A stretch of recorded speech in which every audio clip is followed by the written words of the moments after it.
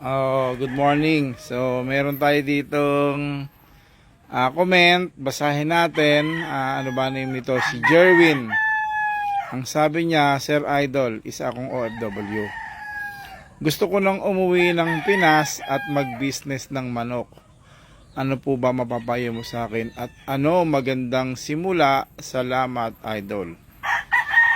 So, dun sa magandang simula, kung business sa pagmamanok, kailangan kasi kung magsisimula ka, yung gusto mo. Lagi ko tong ipinapayo sa mga nagtatanong sa akin. Kailangan ang ibinibreed mo yung gusto mo talagang manok. Para hindi mo sila ibenta ng mura. Kasi pag gusto mo yung manok, binibili na sa'yo, ayaw mo pang ibenta kasi nga gusto mo. Wag kang magmamanok or wag kang magpapalahi ng para sa kursunada ng mga buyer mo. Kasi pag hindi mo kursunada yung pinapalahian mo, wala ka rin masyadong gana sa pagpapatuka sa kanya or pag-aaruga. Pero kursunada mo yung pinapalahi mo, mabili man hindi pa sumisikat ang araw, nandoon ka na sa manukan mo. So, yun ang isang advice ko. Magpalahi ng gusto mong manok. Pangalawa, sa panimula, maghanap ka ng breeder na pwede mong balik-balikan, pwede mong kausap-kausapin, pwede mong pasyalan anytime at makapagkwentuhan tungkol dun sa bloodline o dun sa lahi.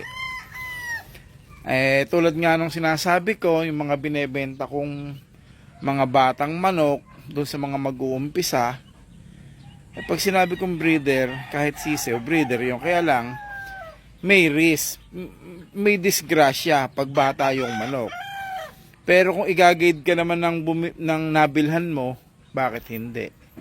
Kaya mo naman yun. At may tutulong naman sa'yo. So yun lang, sana makakita ka ng breeder na honest, tunay yung bloodline, hindi kunwari lemon lang, hindi kunwari Boston lang, hindi kunwari sweater lang. Yung authentic na bloodline. Bumayad ka man ng may presyo, sana makasigurado ka sa breeder na kukuhanan mo. So yun lang, at dahan-dahan sa paninimula mag-breed dahil sobrang gastos po yung pagmamanok. In the end, at pag medyo ilang taon mo naman yan pag-uumpisahan, may return of investment din naman yan. Basta maging tunay lang yung bloodline mo dapat. Yun lamang at good morning sa inyo lahat. Bye-bye!